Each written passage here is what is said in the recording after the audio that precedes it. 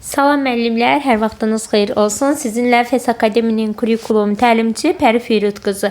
Hər zaman olduğu kimi bu günlərimdə sizlərə yeni mövzu izahı verəcəyəm. Bu günlərim sizlərlə iş üsulları haqqında danışacağıq və hansı iş üsullarının izahını verəcəyimcə ekranda qeyd etmişəm, görə bilərsiniz. Auksion, qərarlar ağacı, əşya və hadisələrə müxtəlif nöqteyi nəzərdən baxılması, anlayışın çıxarılması, karusel. Bu iş üsulları haqqında danışacağıq müəllimlər. İzaha keçməmişdən öncə istərdim kursumuzun nömrələrini sizlərə xatırlatma edim.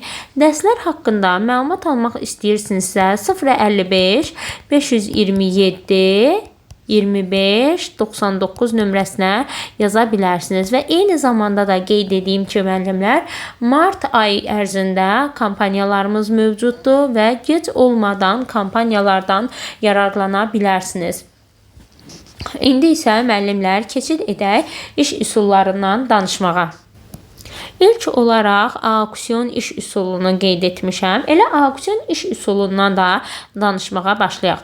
Auksion iş üsulu müəllimlər daha çox ibtidai siniflərdə, yəni aşağı siniflərdə tətbiqi daha məqsədə uyğundur və eyni zamanda da şagirdlərdən assosiasiya yaradır və yaxud əşya və ya hadisənin xüsusiyyətini tapmağa xidmət edən bir iş üsulu olduğunu deyə bilərik. Elə auksion müəllimlər belə deyim də bizim bildiyimiz nəysə hərraca çıxardırıq da, sanki belə bir oyun növüdür və auksiondan istifadə edərkən də biz bir əşya veririk, bir hadisə veririk. Onun xüsusiyyətlərini şagirddən tapmağını istəyəcəyik. Sinif otağında biz auksionu necə tətbiq edirik?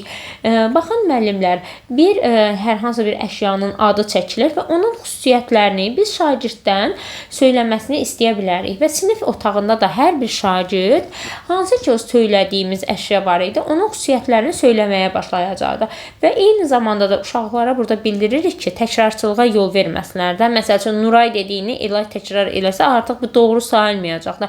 Uşaqlara deyirik ki, bir-birinizi diqqətlə dinləyin və təkrarçılığa yol verməyin. Və belə olan halda da müəllimlər artıq uşaqlar bilir ki, təkrarçılıq etmək olmaz. Öz fikirlərini bildirirlər, fərqli-fərqli xüsusiyyətlər sadalayırlar əşya haqqında.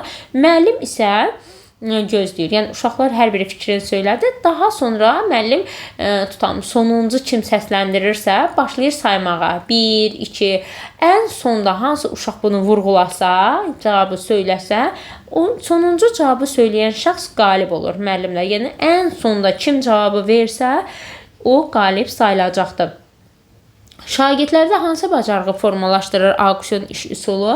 Şagirdlərdə dinləyib anlama bacarığını inkişaf elətdirir. Çünki uşaqlarda axı təkrarçılığa yol verməməkləri üçün bir-birlərini diqqətlə dinləməli idilər. Dinləyib anlama bacarığını, assosiasiya yaratmaq, köhnə biliklərdən istifadə bacarığı və yaxud öyrəndikləri cisim, hadisənin xüsusiyyətlərini sadalama bacarığını şagirdlərdə inkişaf etdiyini biz deyə bilərik. Bu da oldu müəllimlər auksion iş üsulu. Testlərdə də başlığı belə verə bilər ki, ibtidai siniflərdə daha çox məqsədə uyğundur. Şagirdlərdə assosiasiya yaratmağı və yaxud hər hansı bir əşya və yaxud hadisənin xüsusiyyətlərini tapmağa xidmət edən iş üsuludur. Yəni söhbət belə başlayırsa müəllimlər testdə, yəni oxuduğunuz testlər bu cürlə başlayırsa, bilin ki, söhbət auksion iş üsulundan gedir. İndi isə müəllimlər ikinci qeyd etmişəm, qərarlar ağacı adı üstündə qərar qəbul etməliyik burada. Uşaqlar qərarlar ağacından istifadə edərək şagirdlərdə belə deyim, bir problem yaranıbsa, o problemdən çıxış yolu üçün qərar tapmaq, qərar vermək bacarığını biz uşaqlarda inkişaf etdirdiyini deyə bilərik. Və müəllimlər bu üsulu tətbiq edərkən şagirdlər problemin həlli üçün yollar təklif edirlər. Hansı ki problemin həll yolu təklif etməsini biz beyin həmləsində bir situasiya qoyurduq, uşaqlar öz fikirlərini səsləndirirlər. Eyni zamanda da qərarlar ağacında problemi qoyduq, uşaqlar hər biri öz fikrini səsləndirəcəklər. Uşaqlar burada artıq bir-birinə müdaxilə edib sən səhvsən, sən düzsən, bu kimi yanaşmalara yol vermirik. Hər bir söylənən fikri biz doğru kimi qəbul edirik. Sonda isə müəllimlər, yəni hər bir uşaq fikrini bölüşdü, problemin həlli üçün olan fikirlərini bölüşdü. Daha sonra nə edirik? təklif olunan həll yolunun müsbət və yaxud mənfi tərəflərini artıq biz təhlil etməyə başlayırıq. Təhlildən sonra isə bəli, artıq ən səmərəli yol hansıdırsa biz bunu seçmiş oluruq və bir daha xatırladım ki, biz qərarlar ağacından istifadə edərkən beyin həmləsi və yaxud müzakirə texnikasından istifadə etmiş oluruq. Və qərarlar ağacında müəllimlər ardıcıllıq var. Testlərdə də qarşınıza çıxa bilər. Tətbiq edilmə yolu, belə deyim. Ardıcıllıq dedikdə tətbiq edilmə qaydasını nəzərdə tuturam. Birinci problemi müəyyənləşdiririk. Beyin həmləsi vasitəsilə uşaqlar öz ideyalarını bölüşürlər. Daha sonra hər kəs ideyalarını bölüşəndən sonra həll yollarından müsbət mənfi tərəflər müzakirə olunur.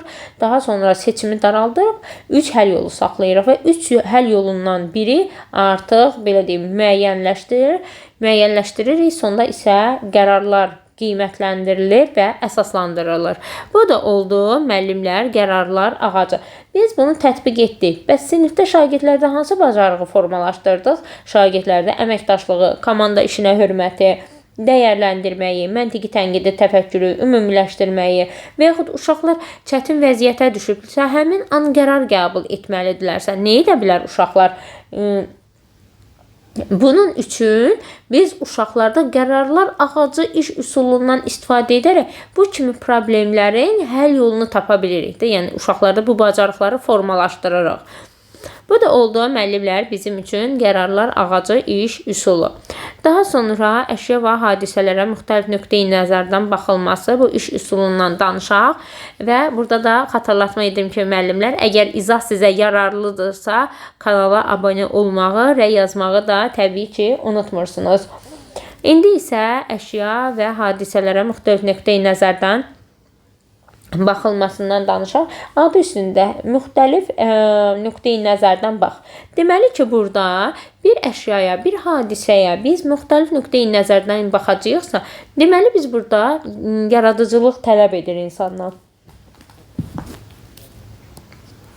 Yaradıcı və tənqidi təfəkkürü şagirdlərdə inkişafına yönələn bir iş üsuludur deyə bilərik. Çünki şagirdlər qoyulan əşya və yaxud hadisələrə artıq müxtəlif nöqteyi nəzərdən baxacaqlar.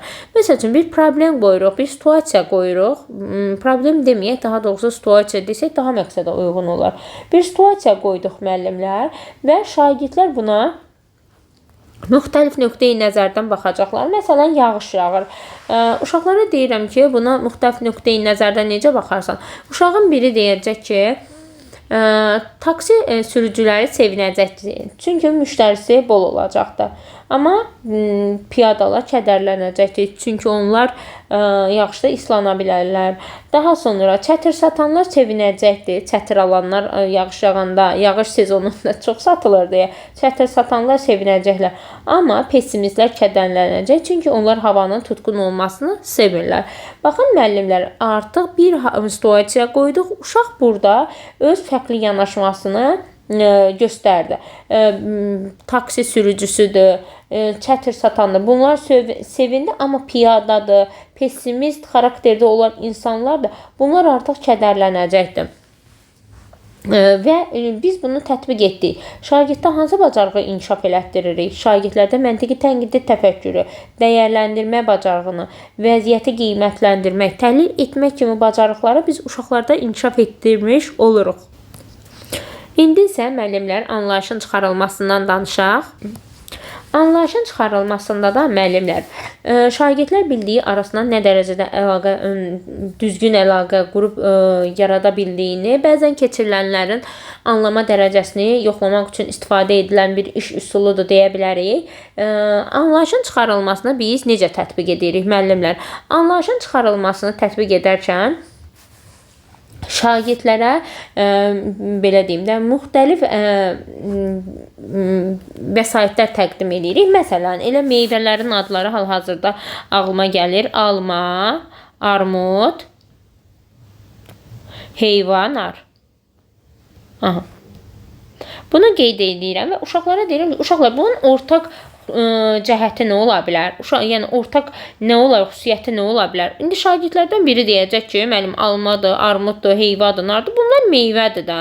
Bunların ortaq cəhəti meyvə ola bilər. Bəli, meyvədir və yaxud böyürtkəndir, çiçəkləkdir, qarpızdır, moruqdur. Bunun ortaq xüsusiyyəti nə ola bilər? Gilə meyvə olmazsa. Yəni uşaq bunu artıq öyrəndiyini, ümumi cəhətini bizə dedi. Və yaxud şagirdlər bu əlamətlərdən, xüsusiyyətlər arasında ortaq bir nöqtə tapacaq. Onu bir sözlə ifadə etməyə çalışacaqsa, deməli ki, anlayışın çıxarılmasından istifadə etmiş oluruq biz.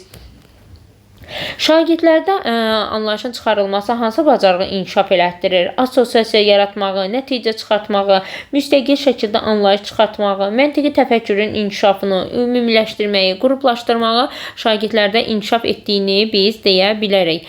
Daha sonra müəllimlər karuseldən danışaq. Karusel necə olan bir iş üsuludur?